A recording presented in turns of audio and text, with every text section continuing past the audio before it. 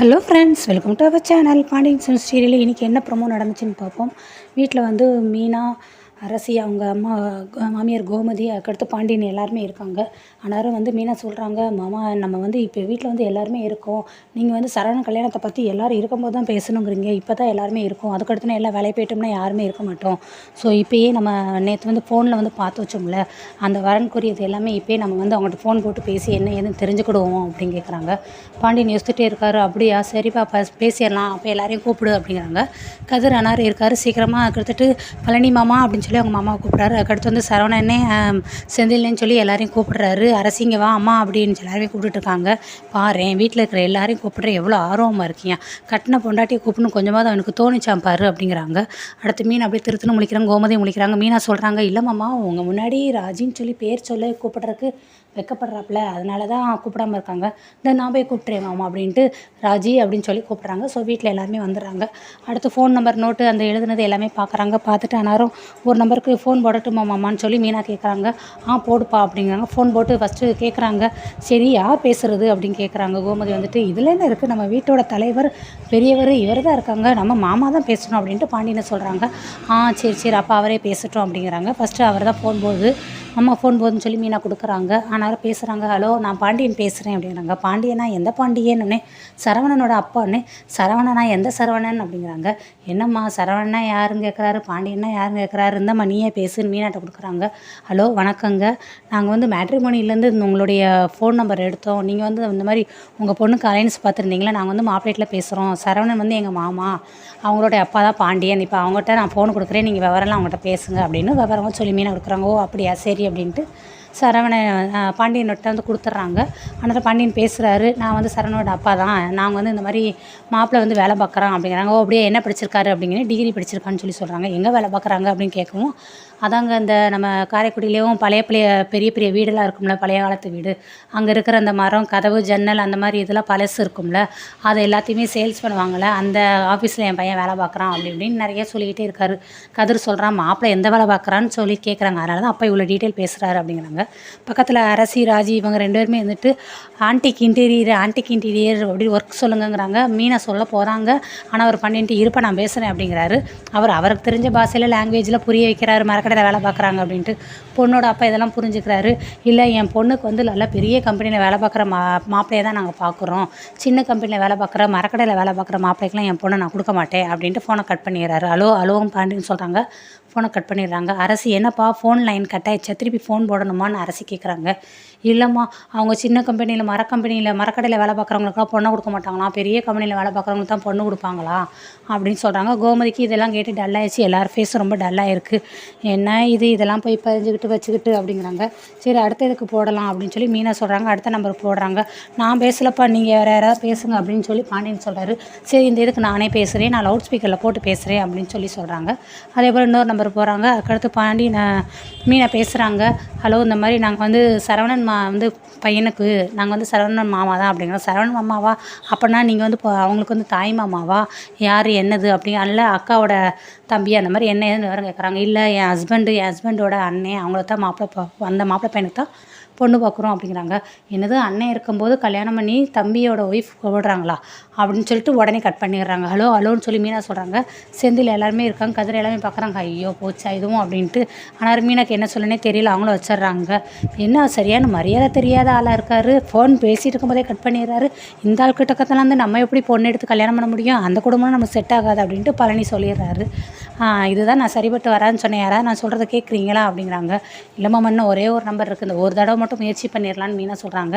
நீங்கள் யாராவது பேசுகிறீங்களான்ட்டு ராஜிட்டையும் கேட்குறாங்க. நான் பேசலக்கா அப்படின்னு சொல்லி ராஜி சொல்கிறாங்க. வேறு யாராவது பேசுகிறீங்களான்ட்டு கதிரை பார்த்து, கதிர் நீ பேசுகிறீ அப்படின்னு. சரி கொடுங்க, நீ போடுங்க, நீங்கள் ஃபோன் போடுங்க, நான் பேசுகிறேன்ட்டு கதிர் பேசுகிறாரு. லவுட் ஸ்பீக்கரில் போடுறேன் அப்படிங்கிறாரு. இல்லை நார்மல் கால்லே பேசு அப்படிங்கிறாங்க. சரின்னு அவர் தான் பேசுகிறாரு. அவரும் சொல்கிறாங்க திருப்பி இந்த மாதிரி மேட்ரிமோனியில் சரவணங்கிற பொண்ணு அப்படின்னு சொல்லி பேசுகிறாங்க. ஓ அப்படியா, நீங்கள் யார், பொண்ணோட அம்மாவா அப்படிங்கிறாங்க. பொண்ணு தான் பேசுகிறீங்களா? ஓ நீங்கள் தான் பொண்ணு தான் பேசுகிறீங்களா? சரி அப்படிங்கிறாங்க. இங்கே எல்லாருக்குமே இங்கே பார்க்கறக்கு ரொம்ப ஷாக் ஆகுது. என்னது கல்யாணத்துக்கு பொண்ணே ரிஜிஸ்டர் பண்ணி பொண்ணே பதிவு செஞ்சு அதுவே எல்லாம் பேசுதா? என்ன இது காலம் இப்படி இருக்குது அப்படின்னு பாண்டியன் சொல்கிறாரு. இங்கே கதிர் பேசுகிறாரு. மாப்பிள்ளை என்ன படிச்சிருக்காங்க? இங்கே எல்லாமே படிக்கிறாங்க. ஆமாம் எங்கள் குடும்பத்தில் மொத்தம் 5 பேர். எங்கள் அம்மா அப்பா எல்லாம் கூட்டு குடும்பம் அப்படின்னு கதிர் எல்லாமே பேசுகிறாரு. மாப்பிள்ளை இங்கே வேலை பார்க்குறாரு, இவ்வளோ சம்பளம் வாங்குறாரு, என்ன படிச்சிருக்காருன்னு எல்லா டீட்டெயிலும் பேசிட்டு வச்சிடுறாங்க. வச்சதுக்கப்புறம் கேட்குறாங்க, என்ன நீ இவ்வளோ நேரம் பேசுன? அரசி கேட்குறாங்க. 10 நிமிஷமாக கொஷின் மேலே கொஷின் கேட்டுக்கிட்டே இருக்காங்க, அதனால தான் அவங்க கேன்சல் பண்ணிகிட்டே இருந்தேனே. சரி இப்போ என்ன தான் சொல்கிறாங்க? 10 நிமிஷமாக கொஷின் கேட்டுட்டு கடைசி நான் யோசிச்சுட்டு பதில் சொல்கிறேன்னு சொல்லி வச்சுருக்காங்க. சரி பார்ப்போம் பதில் சொல்கிறாங்களா இல்லையான்னு பார்ப்போம் அப்படிங்கிறாங்க. என்னப்பா இது புதுசாக இருக்குது? பொண்ணோட அப்பா அம்மா பேசுவாங்க, இல்லை யாராவது சொந்தக்காரங்க பேசுவாங்க, அவங்க யாராவது பதிவாங்க. பாரு சரவணன் வந்து ஆம்பளை பையன், அவனுக்கே நாம தான் பதிவு செஞ்சு நம்ம தான் பேசிகிட்டு இருக்கோம். ஆனால் இங்கே என்னடனா கல்யாணம் பொண்ணே அதுக்கே பதிவு செஞ்சு அதுவே உட்காந்து இப்படி பேசுது, என்னப்பா காலம் இது அப்படின்னு சொல்லி பாண்டியன் புலம்புறாரு. மாமா காலம்லாம் இப்படிலாம் மாறி போச்சு மாமா, இதில் என்ன இருக்குது அப்படின்னு சொல்லி மீனா சொல்கிறாங்க. போங்கப்பா இதெல்லாம் நம்ம குடும்பத்துக்கு செட் ஆகாது, இதை தான் அப்போதே நான் சொன்னேன் இதெல்லாம் செட் ஆகாதுன்னு சொல்லி அப்படின்ட்டு அவருடைய கடைக்கு எஞ்சி போயிறாரு. பழனி சொல்கிறாரு, மாமா இப்போலாம் காலம் மாறி போச்சுன்னு, போடாப்பா பெரிய காலம், நீ வேலைக்கு போடா, நீ கடைக்கு போடா அப்படின்றாரு. அறிவாளியாக பேசுனாக்க ஒத்துக்க மாட்டீங்களே, கடைக்கு பற்றி விட்டுருவீங்களேன்ட்டு பழனி வந்து கடைக்கு போயிடுறாரு.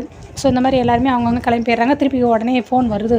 உடனே கதிர் இருங்கிற ஃபோன் அதே நம்பர்லேருந்து தான் வருது அப்படின்னு சொல்லி கதிர் சொல்கிறாரு. இந்த வாட்டி நான் பேசுகிறேன், நீங்கள் யாராவது பேசுங்க அப்படிங்கிறாங்க. அத்தைகிட்ட போய் கொடுங்க அப்படின்னு சொல்லி மீனா சொல்லுவோம். சரி கொடுறேன் நான் பேசுகிறேன், ஸ்பீக்கரில் போட்டு கொடு எனக்கு அப்படின்ட்டு கோமதி பேசுகிறாங்க.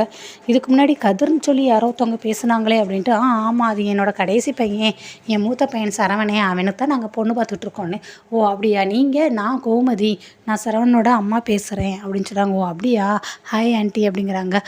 சொல்லுமா அப்படிங்கிறாங்க. நான் உங்கள் பையன்கிட்ட பேசுகிற தகவல் எல்லாம் கேட்டதுக்கப்புறம் எனக்கு ஓகே செட் ஆகுதுங்கிற மாதிரி தான் தோணுது.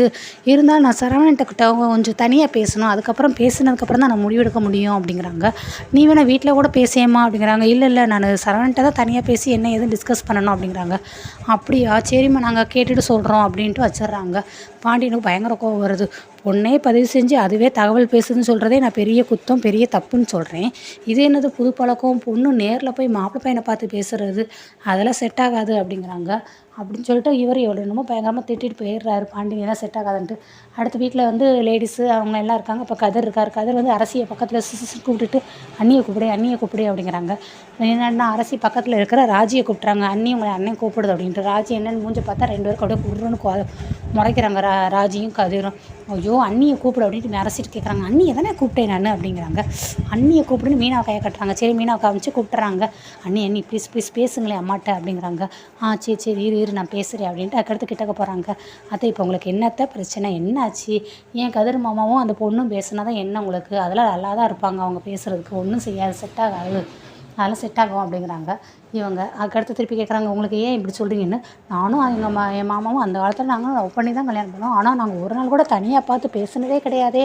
30 வருஷத்துக்கு முன்னாடி நாங்கள் கல்யாணம் பண்ணுறதுக்கு முன்னாடி லவ் பண்ண தான் செஞ்சோம் அப்படிங்கிறாங்க. என்னத்தை சொல்கிறீங்க, பேசுனதே இல்லையா அப்படிங்கிறாங்க. அரசி என்னம்மா பேசுனதே இல்லையாம்மா? இல்லடி நானும் அப்பாவும் பேசுனதே கிடையாது, நாங்கள் தனியாக மீட் பண்ணதே கிடையாது அப்படிங்கிறாங்க. ஐயோ அத்தை இப்போ உங்களுக்கு என்ன பிரச்சனை? அந்த காலத்தில் நீங்கள் 30 வருஷத்துக்கு முன்னாடி கல்யாணம் பண்ணீங்க, அப்போ ஒருத்தரை மீட் பண்ணலன்னு சொல்லி பிரச்சனையா? இல்லை இப்போ சரவணனும் பொண்ணும் கல்யாணத்துக்கு முன்னாடி இப்போ தனியாக பேசுகிறாங்கிறது பிரச்சனைன்னு.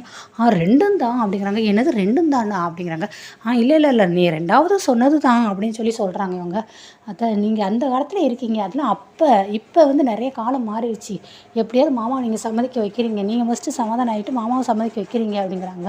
அதெல்லாம் ஒன்றும் தப்பு இல்லை, அவங்க ஒருத்தர் பேசி புரிஞ்சுக்கிட போகிறாங்க அப்படிங்கிறாங்க.